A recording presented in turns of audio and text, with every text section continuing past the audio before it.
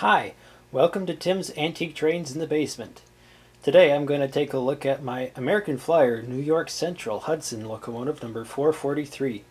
I will do my best to give you a little descriptional tour of the locomotive, and then after that we will run it around on the tracks and show you what she can do. So we'll start with the tender. It's all die-cast, cast metal, so it's a very heavy locomotive and tender. The tender itself is actually hollow. There's a frame underneath and then the metal pickup wheels. So while we're looking at it this direction, the engine picks up all the electricity from the tender wheels. So one side is insulated with copper contacts and then this side is isolated. On the other truck it's the opposite. And then the wiring on this is all original. So it goes directly to the locomotive motor underneath the cab. So, oops. We're going to take a look at the back of the tender before we move to the engine. This one actually has a unique drawbar instead of a normal K-coupler or any other kind of coupler.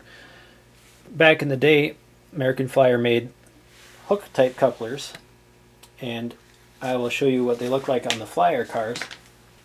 So the way these couplers worked is they would actually hook onto the pin of the next car over. Now these were prone to uncoupling because they would pop apart. But they also made an HO scale version of this coupler, and the drawbar on the tender is what the car behind would hook to. Eventually that will get replaced with some kind of new coupler, although it actually does connect to a standard K-style coupler, K-horn coupler, and it pulls the train just fine with that drawbar like that. Alright, let's move along to the engine and motor now. Underneath here, let's see if we can get a shot of the motor itself. Alright, let's see if we can see that motor under there. It's actually a very large motor for an HO scale engine. It's probably the largest motor that any of my HO trains have. But that gives this locomotive a ton of pulling power. This thing can pull easily 20 cars all by itself. Not a very high-speed engine, but it's very powerful. Also, this engine has, underneath the boiler, a smoke and choo-choo unit. So that is also driven by the motor. And inside this red area here is a little air piston. And then in front of that, up here is a smoke fluid chamber where you put in smoke in the smokestack.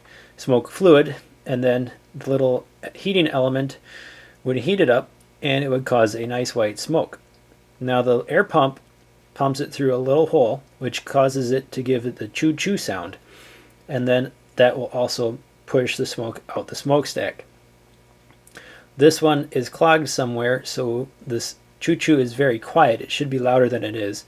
And the smoke kind of just flows out. It doesn't really have a nice puff like it should. Now, let's move along to the front. The front trucks are actually very lightweight. They are held down by a spring. The spring may be pretty well worn out because the front trucks are actually prone to derail. And I think I know the cause of that, but I will explain that in a little bit. Let's move along to the front of the locomotive.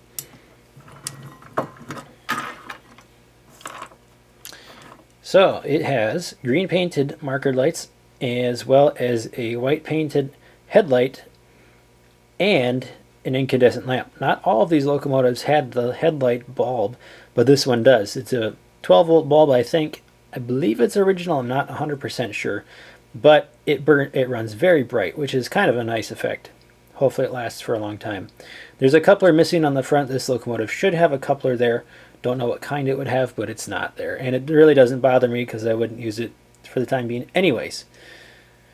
Let's see. Let's move along to this side here.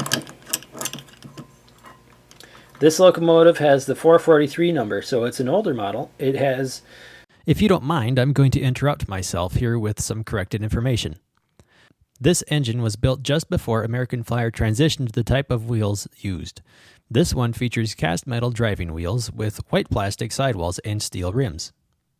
For comparison's sake, SMT Mainline has a newer Hudson engine like this, number 31005, built between 1957 and 1962. His has plastic driving wheels with cast aluminum rims. Interesting. Anyway, back to me. The last thing is the drawbar that couples the engine to the tender. Now I actually have mine on backwards, and I will have to fix that. once the engine itself gets repaired. The reason there's a problem with this is two things. One, the drawbar itself actually broke in half. It split apart. Now, I was able to have my dad repair it. He actually welded it. I was just thinking of making a whole new piece, but he welded it and re-drilled the hole. Now, the problem with this is that the original screw is here. This is the center, right where my screwdriver is pointing. But the screw itself broke off. So, whoever had this previously drilled a new hole right next to it, tapped it, and put a screw in it. It works, sort of, but that is a problem because on certain occasions, the train engine will just derail randomly. And I believe it's because this drawbar is not centered on the locomotive. It actually causes it to ride crooked down the tracks a little bit. And with it riding crooked down the tracks, the front wheels, which are very light, will have a tendency to pop off the tracks and cause derailments. So that is my review of the number 443 steam locomotive by American Flyer in HO scale. Let's take it to the train and run it on the tracks.